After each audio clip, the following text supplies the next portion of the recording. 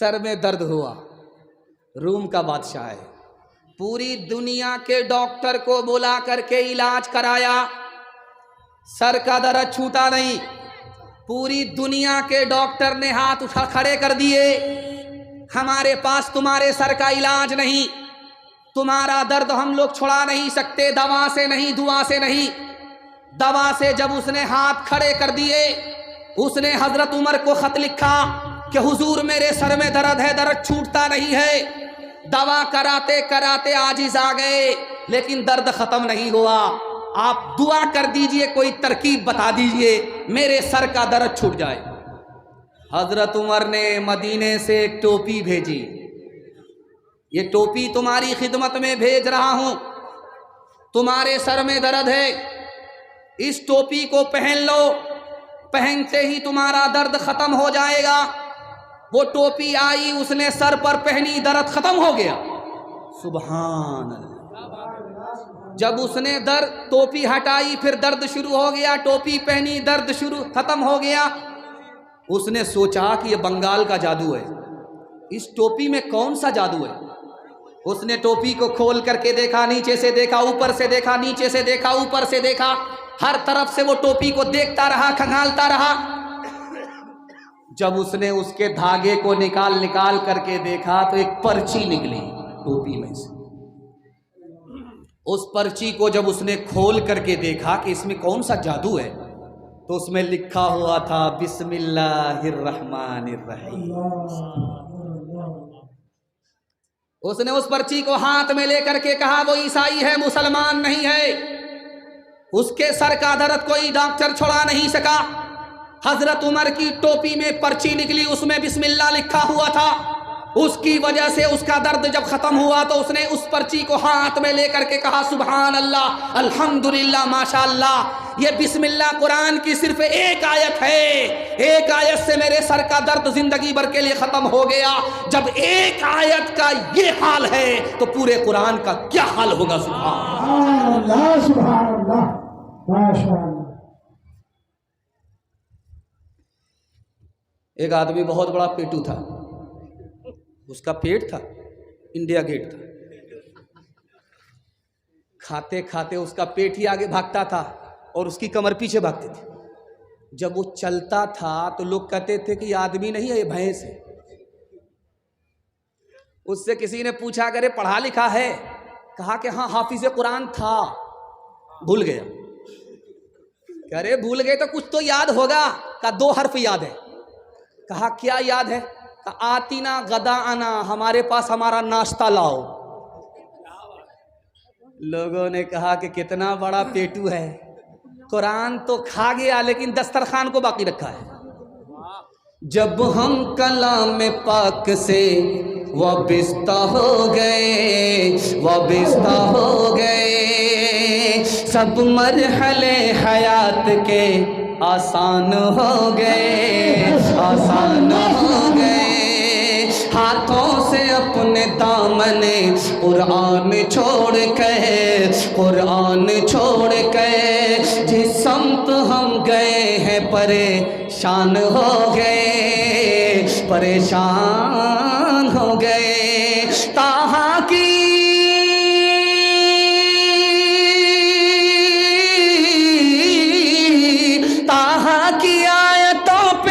नजरे उमर पड़ी, एक लख्त कलमा पढ़ के मुसलमान हो गए, मुसलमान हो गए। एक लख्त कलमा पढ़ के मुसलमान हो गए। माशाल्लाह, इतना करीब करीब आप लोग बैठे हैं और घास पर बैठे हैं कि आपको गर्मी लग रही है, ठंडा खत्म हो गया, लेकिन इतना सट सट करके आप लोग बैठे हैं कि डर लगता है कि किसी का हाथ किसी की जेब में भूल से गया तो पूरा बटुआ खाली हो जाएगा। ध्यान रखिएगा, जल्दी से निकल जाएगा। हमारे जवान जुआ बहुत खेलते हैं, जीतने के चक्कर में हारते बहुत हैं, और रात में लखपति थे, सुबह को खाकपति हो जाते हैं। धोबी का गधा, न घर का न घाट का। लुकमान हकीम नौकर थे, उसका मालिक जुआ खेल रहा है। जब जुए में मालिक हार गया तो हारने पर उससे कहा गया कि तुमको ये जो कान की नदी है, महानंदा नदी है, सबका पानी पीना पड़ेगा। अगर नहीं पियोगे तो पैसा देना पड़ेगा। अब वो फंस गया। हारने के बाद इतनी बड़ी नदी कहां से बहती है, कहां जाती है, इसका पानी पीना है और नहीं पियोगे पैसा देना पड़ेगा, मुंह मांगा पैसा देना पड़ेगा। तो लुकमान हकीम ने अपने मालिक से कहा आपको परेशान होने की जरूरत नहीं है, उस आदमी को बुला करके कहिए कि लंबाई में पानी पीना है या चौड़ाई में पानी पीना है। वो बोला कि ठीक है लंबाई में पी लो। तो लुकमान हकीम ने कहा चौड़ाई में तो पानी को रोको, तब हम लंबाई में पीते। अब आया था मंतिक से निकलने के लिए, फलसफा से फंस गया। याद रखिए आदमी घर से बर्बाद होता है। कैसे बर्बाद होता है आपको सुनाने के लिए जा रहा हूं। हलाल खा रहा था, कमा रहा था, 99 की बीमारी नहीं थी, कोई खुजली नहीं थी। जैसे ही पड़ोसी ने मकान बनाया अब खुजली शुरू हो गई। बीवी ने ताना मारा, देखो वो कहां से कहां पहुंच गया, तुम वहीं के वहीं हो। अब ये मजनू ताने की ताब न ला करके आंख बंद करके कमा रहा है, लूट करके ला रहा है, कूट करके खा रहा है।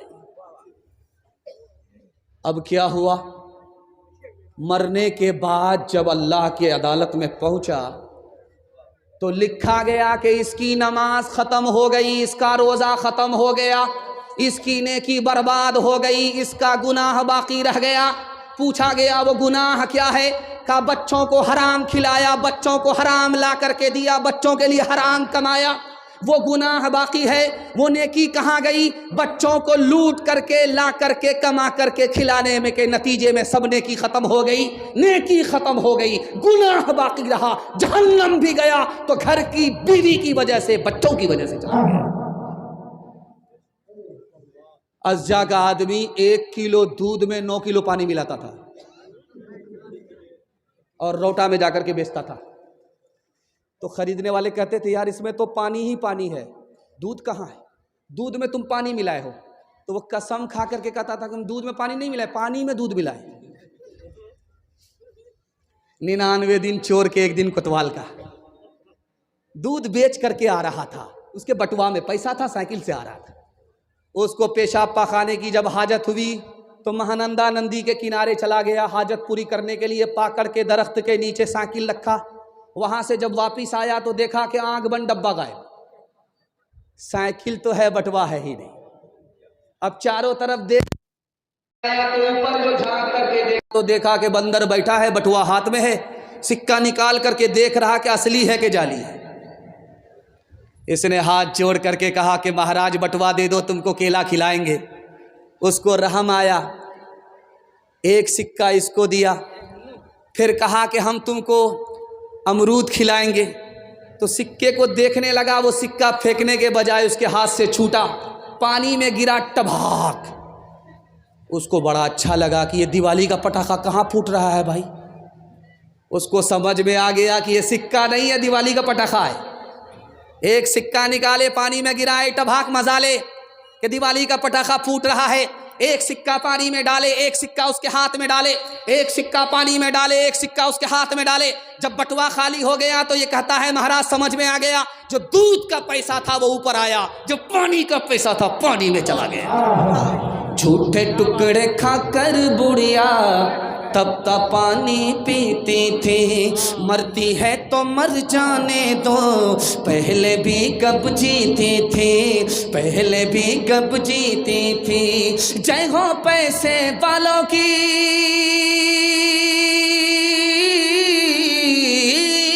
जय हो पैसे वालों की, गेहूं के दलालों की।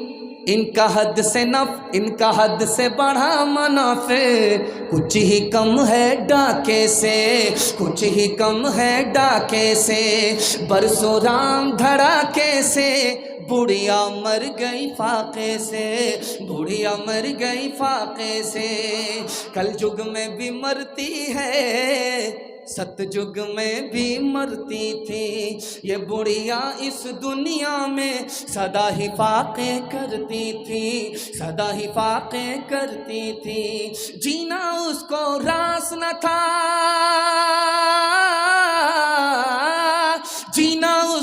रास न था, पैसा उसके पास न था, उसके घर को देख के लक्ष्मी मुड़ जाती थी ना कैसे, मुड़ जाती थी ना कैसे, परशुराम धड़ाके से बुढ़िया मर गई फाके से। मैं इतना घबरा गया कि पता नहीं क्या सुनाऊं क्या नहीं सुनाऊं। मैं ये सोच करके बैठा था कि मैं दुआ करा देता हूँ, लेकिन दिल भाई को अल्लाह जज़ाए खैर दे, उन्होंने खुद निजामत करके मुझे बिठा दिया। उनके हौसले से हौसला लेते हुए मैं आपको सुनाने के लिए बैठा हूँ। हाथ उठाइए, वादा कीजिए अपनी शादी और अपने बेटे की शादी फ्री में करेंगे इंशाअल्लाह। खैर माशाअल्लाह, आप तो नहीं उठाएंगे चूंकि आपका बेटा यहाँ मौजूद है। अच्छा गौर किए आप, इसमें वो लोग भी हाथ उठाए हैं जिनकी शादी हो गई है। अगर वो दूसरी और तीसरी के चक्कर में हैं तो जलसा सुनकर के जब घर पहुंचेंगे तो घर में बड़का डराम होगा, रातों रात बीवी उसी में पैक कर देगी, ये सीधे क़यामत में उठेंगे। पैगाम को ख़त्म कर रहा हूँ, आपकी खिदमत में रखता हूँ जवानों के हवाले से पैगाम। यहाँ से लेकर के वहाँ तक से हमारे जवान सुनने के लिए तैयार, जोश के साथ हाथ उठाइए इंशाअल्लाह। निकाह कितना आसान था। लिखने वाले ने लिखा कि दुनिया में निकाह से ज़्यादा आसान कोई काम नहीं। आपका जलसा आधा से ज़्यादा निकल गया, थोड़ा सा जलसा बाकी रह गया है, हाथी पास हो चुका है, सिर्फ दुम फंसी हुई है। और दुआ करता हूँ अल्लाह हमारे सुनाने को आपके सुनने को बेहद कबूल फरमाए, इस जलसे को ज़मीन से लेकर के आसमान तक कबूल फरमाए। निकाह कितना आसान था सुना देता हूँ।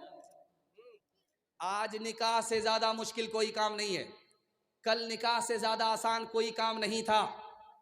जुमा का दिन हो या ना हो निकाह हो जाएगा, जुमा का दिन हो या ना हो निकाह हो जाएगा। मोहर उधार हो, महर उधार हो या नकद हो निकाह हो जाएगा। काजी हो या ना हो निकाह हो जाएगा। खुतबा पढ़ा जाए या ना जाए निकाह हो जाएगा। दो आदमी की मौजूदगी में अगर लड़का बोल दे कि मुझे लड़की पसंद है, लड़की बोल दे कि मुझे लड़का कबूल है, मियां बीवी राजी, तो क्या करेगा काजी। लेकिन आज के दौर में निकाह इतना मुश्किल हो गया, लोग अपने बेटे को बेचते हैं और बेटी वाले अपनी बेटी के लिए दूल्हा खरीद करके बेटी को देते हैं। इसकी वजह से निकाह इतना मुश्किल हो गया कि एक बेटी दुनिया छोड़ करके जा रही है, पांव फैलाया, आंख खोल करके आसमान को देख रही है। बाप ने कहा कि बेटी क्या है, कहा मेरा आखिरी वक्त है, अब मैं दुनिया छोड़ने वाली हूँ, अब्बा मेरे वास्ते दुआ करो। मैं दुआ करती हूँ, आप आमीन बोलो। बाप से कहा एक बार आमीन बोलो, बाप ने एक बार आमीन कहा। बाप से कहा दूसरी बार बोलो, बाप ने दूसरी बार कहा। बेटी ने कहा कि अब्बा आखिरी बार बोलो, तो आखिरी बार कहा। बाप हाथ जोड़ करके खड़ा हो गया, बेटी दुनिया छोड़ करके जा रही हो, तुम अपना सदमा मुझको दे करके जा रही हो, कंधा मुझे देना था, तुमको मुझे देना था, और कंधा मुझे देना पड़ रहा है। बेटी तुम दुआ कर रही हो, बताओ क्या दुआ कर रही हो। उस मौके से उस बेटी का जवाब सुनिए, अब्बा मैंने दुआ किया है कि इस जालिम समाज ने मुतालबा और डिमांड की वजह से मेरा निकाह होने नहीं दिया, मैं निकाह से महरूम रही, जवान से बूढ़ी हो गई, बूढ़ी से बीमार हो गई, अल्लाह को प्यारी होने वाली हूँ, इस समाज ने मेरा निकाह महरूम कर दिया, मेरे बाप ने मुझको निकाह से महरूम किया। मैंने चलते वक्त में, दुनिया छोड़ते वक्त में ये दुआ की है, मालिक इस समाज को, मेरे माँ बाप को अपनी जन्नत से महरूम कर दे।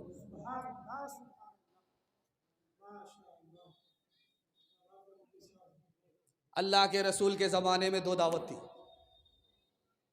वलीमे की दावत थी, बेटा वाला करता था, बेटी वाला नहीं। अकीके की दावत थी, ये कौन करता था, बेटी वाला नहीं, बेटे वाला। हमारे ज़माने में एक दावत है, वो दावत नहीं अदावत है, बारात की दावत। मेहमान हमारा, दस्तरखान बेटी वाले का, ये दावत नहीं अदावत है।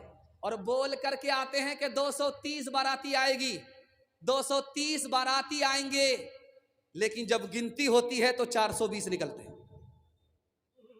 चोर बन करके आते हैं, डाकू बन करके निकलते हैं। हाथ उठाइए, वादा कीजिए सादगी में निकाह करेंगे, कोई फैशन नहीं, कोई डिमांड नहीं, सुन्नत के मुताबिक निकाह करेंगे। हाथ उठा दीजिए इंशाअल्लाह। कितना सच है कितना झूठ है, कितना हक है कितनी लूट है, कितना हक है कितनी लूट है।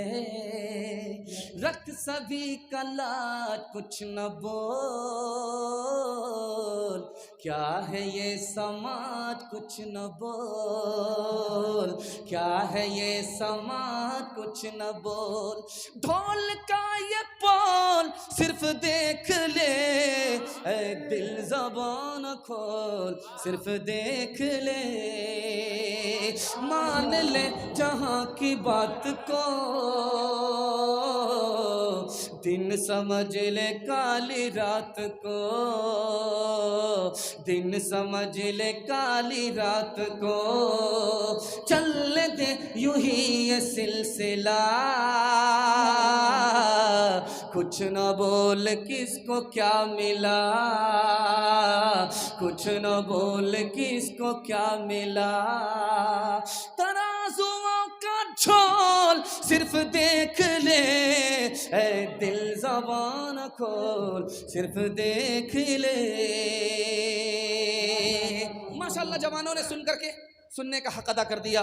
मैं अपने जवानों के वास्ते दुआ करता हूँ, अल्लाह हमारे जवानों को दीन दुनी रात चौगुनी तरक्की से मालामाल फरमाए। हमारे जवान यहाँ से लेकर वहाँ तक सुनने के लिए तैयार, जोश के साथ हाथ उठाइए। बूढ़े लोग गलती से हाथ मत उठाइएगा, बूढ़े लोगों से कह रहे हाथ मत उठाइएगा आप लोग। आप लोग सीधा जन्नत में जाकर के जवान होंगे, हूर से आपका जरूर निकाह होगा, लेकिन यहाँ कोई चांस नहीं। एक जवान इतना बड़ा पियक्कड़, इतना बड़ा पियक्कड़, दारू छूटी नहीं रही है। माँ अलग नसीहत करती है, बाप अलग नसीहत करता है, मौलवी मौलाना अलग नसीहत करते हैं, लेकिन दारू छोड़ता ही नहीं। जलसे में एक आलिम साहब आए, उसका बाप उसकी खिदमत में, उनकी खिदमत में उसको लेकर के आया। कहा हजरत आप नसीहत कर दीजिए, ये दारू छोड़ता ही नहीं है। तो आलिम ने कहा अरे बाबू, जब तक दारू को अपनी दुश्मन नहीं समझोगे, दारू को अपना दुश्मन नहीं समझोगे, दारू नहीं छूटेगी। तो मौलवी ही को पढ़ाने लगा, आपने तो कहा था तकरीर में दुश्मन से मोहब्बत करनी है, अभी करे आप दुश्मन को दुश्मन समझो। तो हजरत ने खिसिया करके कहा अरे दुश्मन से मोहब्बत करने के लिए कहा था, उसको निगलने के लिए कहाँ कहा था। एक बादशाह गुजरा है, उसका नाम है सिकंदर। जानते हैं ये कौन सा बादशाह है? इसने पूरी दुनिया को फतह कर लिया। जहां सूरज तुलू होता है वहां तक पहुंचा, जहां सूरज गुरूब होता है वहां तक पहुंचा, पूरी दुनिया को फतह करके बैठ गया। जहां सूरज गुरूब होता है वहां तक चला गया, झंडा गाड़ दिया, और जहां सूरज डूबता है वहां तक पहुंच गया, झंडा गाड़ दिया। यहां से लेकर के वहां तक उसकी हुकूमत, पूरी दुनिया पर उसकी हुकूमत। 4 बादशाह जिसने पूरी दुनिया पर हुकूमत किया, उसमें सिकंदर 33 साल की उम्र में मर गया, दुनिया छोड़ करके चला गया। लिखने वाले ने लिखा 33 साल की उम्र में पूरी दुनिया को फतह करने वाला जवान 33 साल की उम्र में क्यों चला गया? तो लिखा कि दारू पीने से 3 नुकसान होता है। वक्त से पहले आदमी बूढ़ा होता है, मैदान हार जाता है, और जवानी में मौत आती है। सिकंदर कसरत से दारू पीता था, दारू पीने के नतीजे में जवानी में मौत आ गई। हिंदुस्तान की तारीख में एक बादशाह गुजरा, उसका नाम है जहांगीर। मुगल बादशाह में हुमायूं का बेटा, अकबर का बेटा जहांगीर है। जहांगीर बादशाह दारू पी रहा है, हिंदुस्तान पर हुकूमत कर रहा है, दारू पी रहा है। दारू पीता गया, हुकूमत करता गया, हुकूमत छोटी होती गई। मुसलमान के हाथ से जब निकली तो आज तक वापिस नहीं आई। दारू का जाम लेकर के सूख करके कांटा हो गया। सिंगल फेफड़े का आदमी, सिंगल फेफड़े का आदमी खड़ा होता है तो डोलता है, और जाम लेकर के तो ऐसा डोलता है कि लगता है कि तूफान आ गया। जाम हाथ में है, डोल रहा है, डोल रहा है, डोल रहा है। तो वजीर ने कहा कि जाम तो संभलता नहीं है, हुकूमत को क्या संभालोगे? उसका जवाब सुनिए, खून के आंसू रोना पड़ेगा। मैं हाथ जोड़ करके अपने जवानों से कहता हूं, मैं आपको डांट नहीं सकता, मैं आपको झिड़क नहीं सकता, मैं आपसे नफरत नहीं कर सकता, ये नबी की सुन्नत नहीं है। मैं आपसे हाथ जोड़ करके कहता हूं, मसनद रसूल पर बैठ करके कहता हूं, आज आप सिर्फ दारू से बच जाइए, मैं आपको पूरी गारंटी दे करके जाता हूं कि पूरे खानदान को अल्लाह बचा लेगा। सिर्फ आप बच जाइए, पूरे खानदान को अल्लाह बचा लेगा। हाथ में जाम है, डोल रहा है, तो वजीर ने कहा कि तुमसे जाम तो संभलता नहीं है, हुकूमत कैसे संभालोगे? उसका जवाब था, शराब के चक्कर में, कबाब के चक्कर में मैंने हुकूमत का सौदा अपनी बीवी के हाथ से कर दिया। हाथ उठाइए, वादा कीजिए, खुद भी बचेंगे, दूसरे को बचाएंगे। हाथ उठा दीजिए इंशाअल्लाह। जवानी में पकड़ा है, बुढ़ापे में छोड़ देंगे। हाथ उठा दीजिए इंशाअल्लाह, ले जाएंगे आप लोग को। और जरा जलसा खत्म होने दीजिए, मुलाकात करेंगे आपसे। आशिकों को शबाब ने मारा, फासिकों को शराब ने मारा, आलिमों को किताब ने मारा, मुंशियों को हिसाब ने मारा। हम जो अब तक बचे रहे उनसे, हम जो अब तक बचे रहे उनसे, हमको रोटी कबाब ने मारा, हमको रोटी। मर्दों के हवाले से सारे पैगाम खत्म हो गए, औरतों के हवाले से 3 पैगाम, यहां से लेकर के वहां तक सुनने के लिए तैयार? बहन से ज्यादा साली पर मेहरबान हाथ उठाइए इंशाअल्लाह।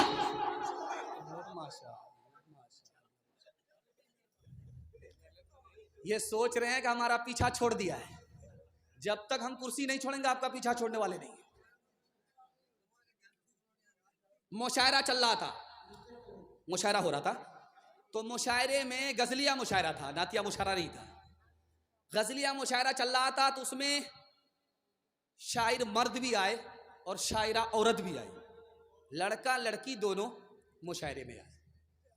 एक लड़की, उसका नाम फातिमा, स्टेज पर आई, आधा कपड़े में आधा नंगी, स्टेज पर आई। गजलिया मुशायरा चल रहा है, बाल भी दिखा रही है, सीना भी दिखा रही है, पूरा जिस्म झरझर नजर आ रहा है चलनी की तरह।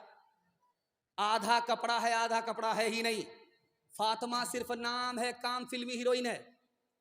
आई है स्टेज पर तो पहला मिसरा कहा, खुदा जाने के किस्मत में हमारी क्या लिखा होगा, खुदा जाने के किस्मत में हमारी क्या लिखा होगा। अब सारे लोग खामोश है, क्या बताएं, ये लड़की सवाल कर रही है, इसकी किस्मत में क्या लिखा, हम लोग क्या जानने के लगे? हम लोग तो ससुराल को जानते हैं कि ये मिला है, वो मिला, कुछ बाकी है तो हम छोड़ेंगे नहीं। लेकिन ये लड़की कह रही है किस्मत में क्या है, मुकद्दर में क्या है। तो एक लड़का बीच से खड़ा हुआ, वो बोला, ओ लड़की, तुमको शर्म नहीं आती?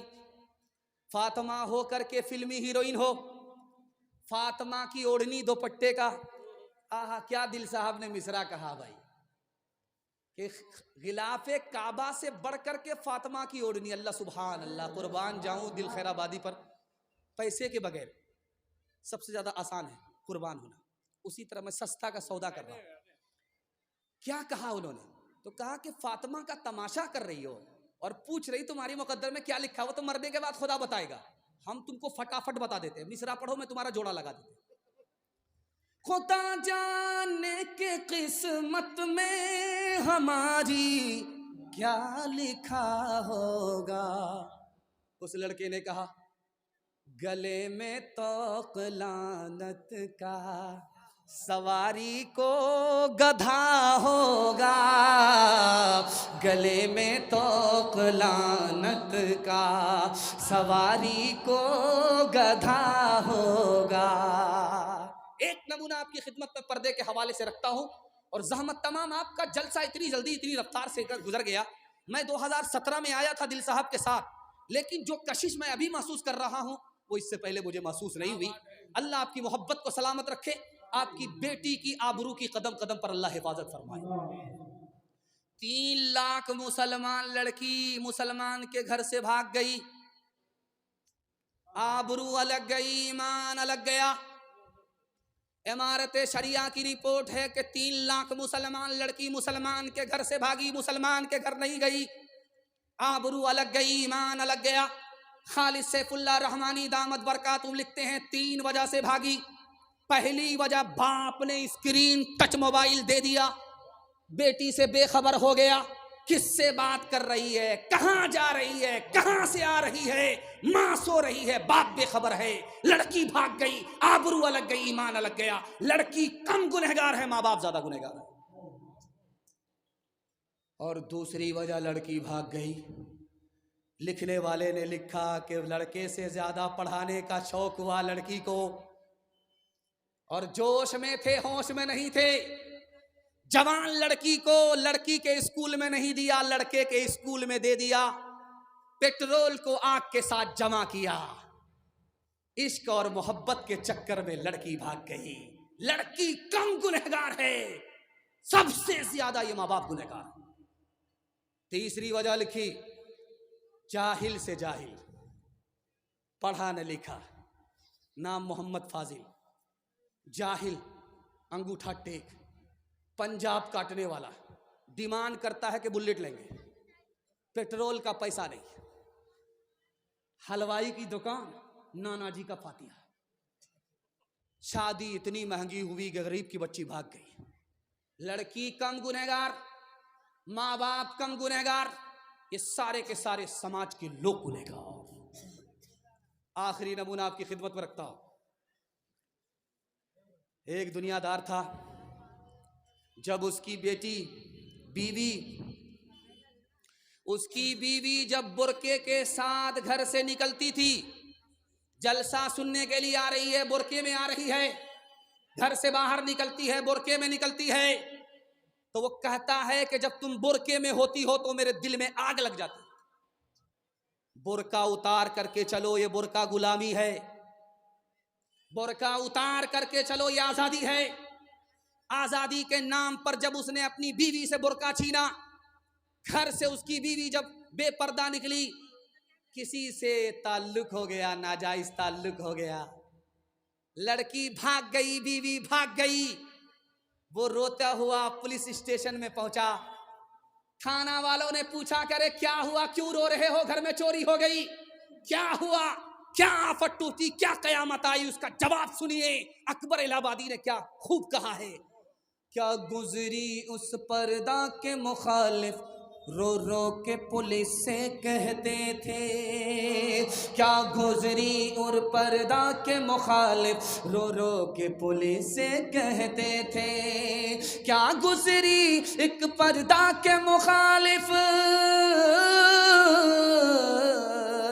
क्या गुजरी एक पर्दा के मुखालिफ, रो रो के पुलिस से कहते थे, दौलत भी गई, जेवर भी गया, औरत भी गई, इज्जत भी गई, दौलत भी गई, जेवर भी गया, औरत भी गई, इज्जत भी गई। चप्पल है ऊंचे हील की और ऊंटनी सी चाल, होठों पे लिपस्टिक लगा के कर रही है लाल। चप्पल है ऊंचे हील की और ऊंटनी सी चाल, होठों पे लिपस्टिक लगा के कर रही है लाल। शौहर के सामने कोई जीनत नहीं रही, भी फातिमा सी अब कोई औरत नहीं रही। दो चार मिसरा जब हम तसलसल से पढ़ते हैं ऐसा लगता है कि ऊपर पहुंच जाएंगे। सबका कलेजा दिल साहब की तरह नहीं है भाई। अल्लाह से दुआ करता हूं इस एनर्जी को, दिल साहब की एनर्जी को अल्लाह सलामत रखे। कोई कह रहे थे कि 50 साल के, अल्लाह का शुक्र है 50 पर पहुंचे। अगर 5 बढ़ा देते तो दिल साहब दादा हो जाते, परदादा हो जाते। अल्लाह से दुआ करता हूं अल्लाह इनको दादा भी बनाए, परदादा भी बनाए। इनकी उम्र में अल्लाह खूब खूब बरकत अता फरमाए। मियाँ बीवी के हवाले से यहाँ से लेकर के वहाँ तक पैगाम सुनने के लिए तैयार? हाथ उठा दीजिए इंशाअल्लाह। बीवी को सर पर बिठाएंगे, हाथ उठा दीजिए इंशाअल्लाह। शादी नहीं भी पता चल जाएगा, आसान नहीं है बाबा।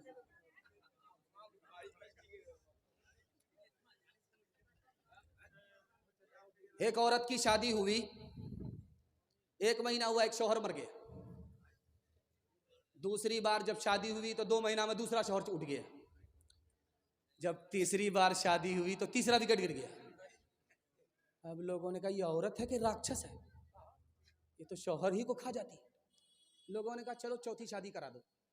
चौथी शादी हुई, 4 महीना में चौथा शौहर भी टपक गया।